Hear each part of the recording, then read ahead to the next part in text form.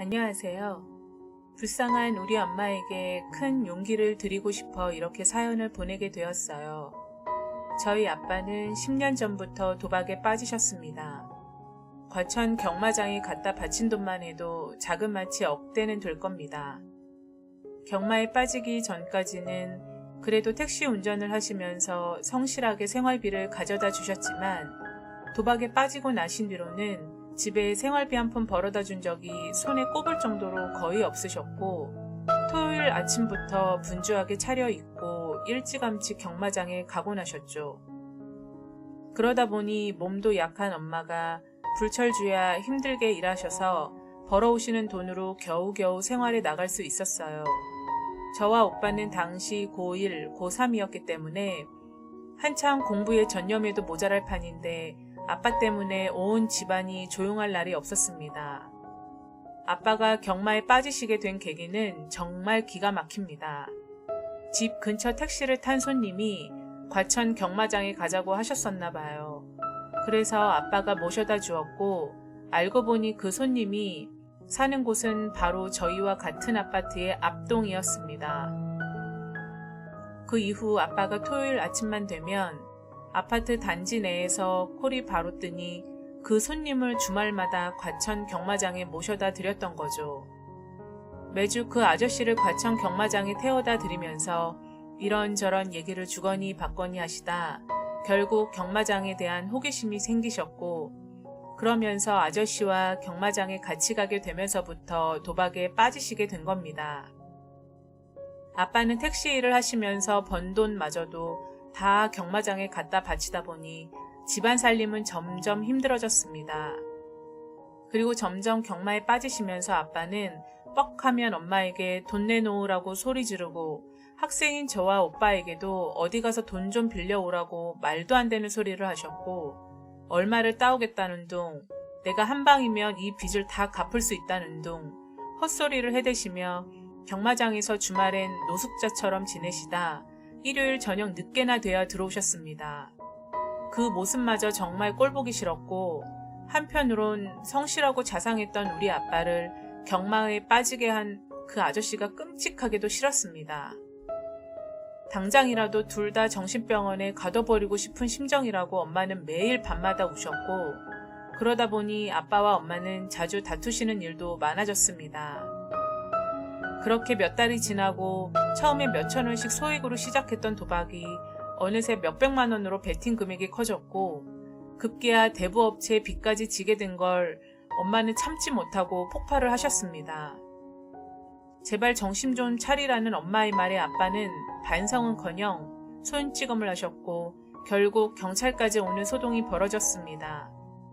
한밤중에 시끄럽게 싸우다 보니 결국 아랫집에서 신고를 했더라고요. 경찰 두 분이 오셔서 아빠 인적 사항을 적으셨고 저희들의 도움으로 일단은 경찰분들은 아빠에게 주의만 주시고 돌아가셨어요. 경찰들이 병원에 가보시자고 해도 엄마는 괜찮다고 병원에 안 가겠다고 하셨고 아빠는 그 뒤로 문을 박차고 나가버리셨어요. 이런 상황에 저희가 무슨 공부가 되겠습니까?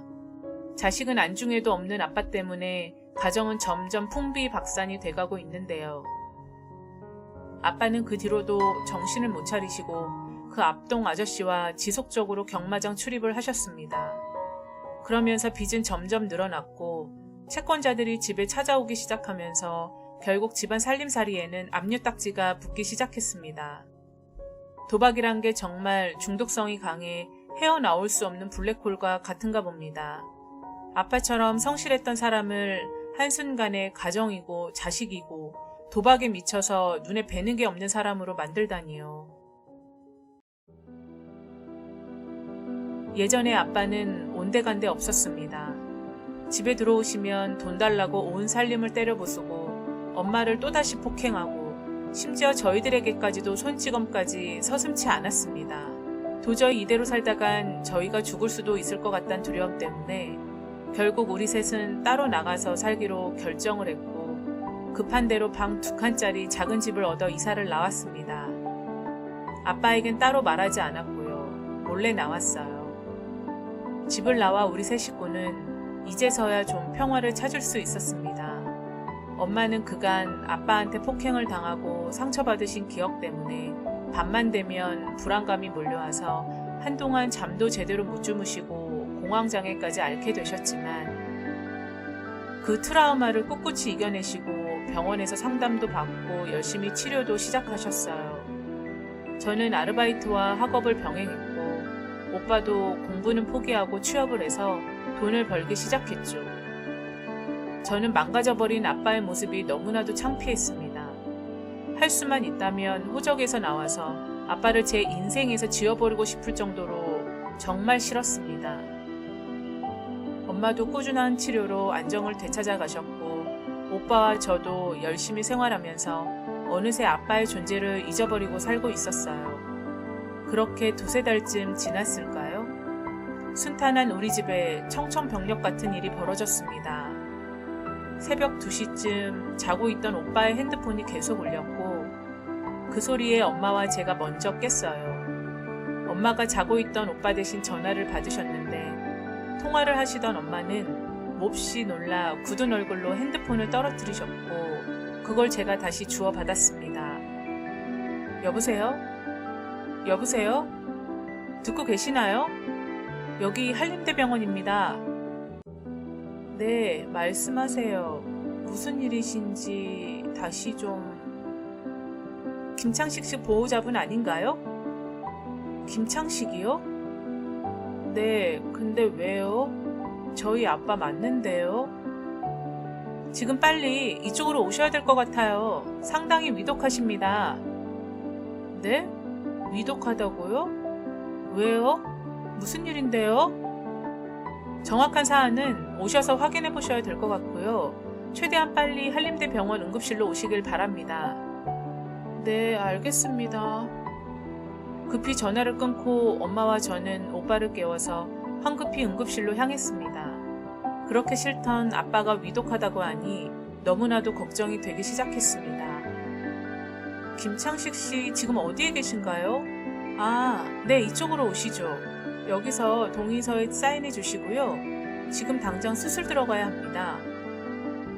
저희는 정확한 자초지종도 알지 못한 채 일단 사인부터 했습니다. 그리고 눈을 감고 누워서 수술실로 들어가는 아빠를 잠깐이나마 볼 수 있었습니다. 3달 전쯤 마지막으로 봤던 모습보다 훨씬 야윈 얼굴이었습니다. 아빠를 수술실로 보낸 우리 셋은 아무 말도 못한 채 대기실에서 앉아있다가 멀리서 낯익은 얼굴을 발견했습니다. 아빠와 함께 경마장을 드나들던 이웃집 아저씨였습니다. 아저씨에게 달려가서 저는 말했어요. 아저씨, 저 기억하시죠? 저희 아빠 무슨 일이에요? 왜 갑자기 수술을 하시는 거예요? 네? 네가 자식은 맞냐? 니네 엄마, 니네 오빠랑 다 집 나가고 네 아빠가 어떻게 지냈는지 알기나 해? 아저씨, 저희가 어떻게 지냈는지 몰라서 그러시는 거예요? 결국 아저씨 때문에 우리 집이 이렇게 망하게 된 거라고요. 뭐라고? 내가 그랬다고? 에이, 됐어. 네 아빠 나 아니었으면 지금 이 세상 사람 아니었을 거다. 난 이만 간다. 저는 순간 이게 무슨 말인지 갈피를 못 잡고 아저씨를 향해 뛰어갔어요. 아저씨! 그게 무슨 말씀이세요? 이 세상 사람이 아니란 게 무슨 뜻이에요? 네 아빠 죽다 살아났다고. 내가 발견 안 했으면 네 아빠 벌써 죽었다고. 알아듣겠냐? 네? 엄마와 오빠도 뒤늦게 저와 아저씨 쪽으로 달려와 상황을 파악했어요. 혼자서 잘 살 줄 알았더니만 뭐가 어떻게 된 거야. 그러던 중 간호사 한 분이 다가와 지금 많이 위독한 상태라 수술 시간이 좀 길어질 거라고 말하더군요. 전 간호사님께 아빠의 상태에 대해서 물었어요. 그러자 간호사님은 아빠가 아무래도 자살을 시도한 것 같다고 하더군요. 수면제 과다 복용을 했다고.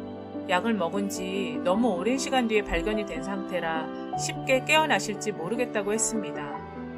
그 소리를 들은 엄마는 바닥에 쓰러지시며 혼절을 하셨어요. 저와 오빠는 엄마를 회복실에 눕혀드렸고 1시간쯤 지나 엄마가 일어나셨어요. 그리고 아빠에 대해 물어보셨지만 그때까지도 수술실에서 아빠는 나오시지 않으셨어요. 그렇게도 끔찍이 싫던 아빠였는데 막상 돌아가실지 모른다고 생각을 하니 눈물이 핑 돌기 시작하더군요. 간호사 말에 의하면 같이 오신 남자분이 발견해서 그나마 다행이었다고, 더 늦어지셨으면 아버님께서 돌아가셨을 거라고 하더군요. 도대체 약을 얼마나 먹었길래 이렇게 오랜 동안 수술실에 있는 건지.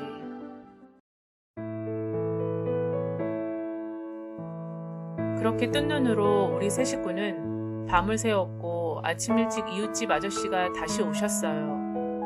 저는 아저씨께 어제 너무 죄송했다고 사과를 드렸고 아저씨도 괜찮다며 아빠 간호 잘하라고 하시더군요. 그러시면서 너희 식구들 집 다 나가고 너희 아빠가 혼자 많이 힘들어하셨다. 음식을 거의 안 먹으니 일어날 기운도 없고 돈도 떨어져서 경마장은 거의 가지도 못했어.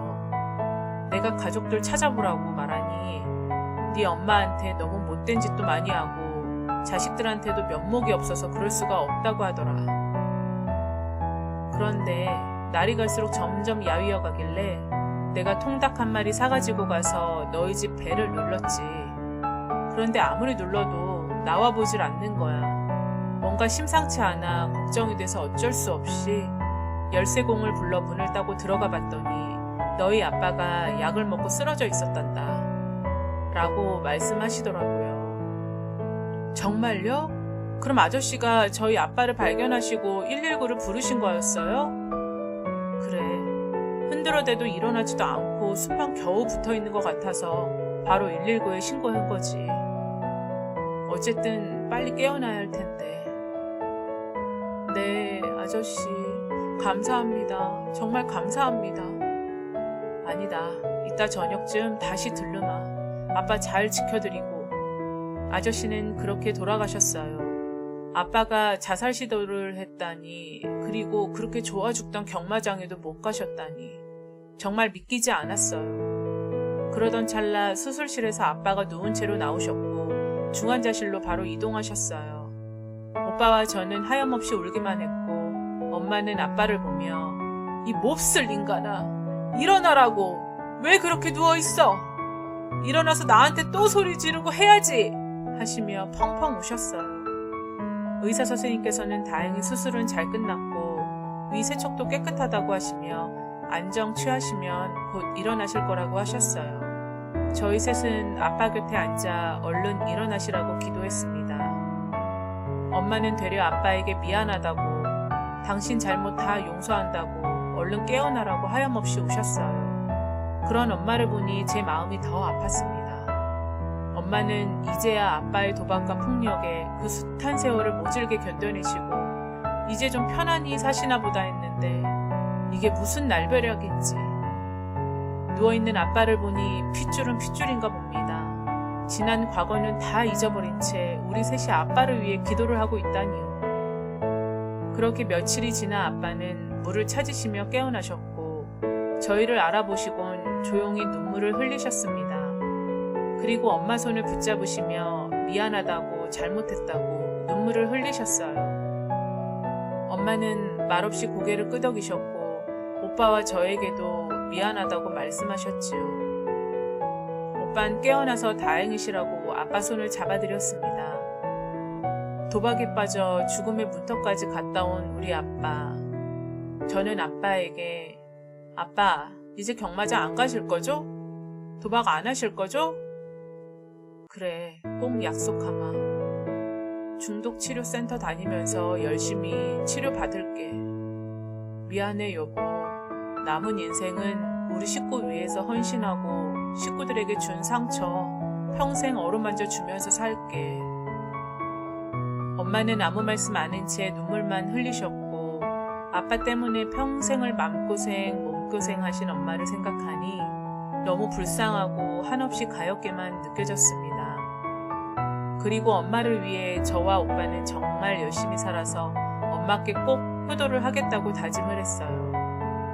이렇게 우리 네 식구는 끝이 보이지 않던 컴컴하고 힘겨웠던 긴 터널을 지나 다시 희망을 가질 수 있게 되었답니다. 여러분, 도박은 절대로 손대지 마세요. 저희 아버지 정말 누구보다 성실했던 분이셨거든요. 그런 저희 아버지의 인생이 한순간에 파탄을 겪고 자살까지 시도하시다니. 지금 이 순간에도 도박에 중독돼서 괴로워하시는 분이 있다면 가족을 생각해 주셨으면 좋겠습니다. 당장 치료를 받으시고 하루라도 빨리 이겨내시길 바랍니다. 제 사연이 그분들에게 힘과 위로가 되셨으면 좋겠습니다. 감사합니다.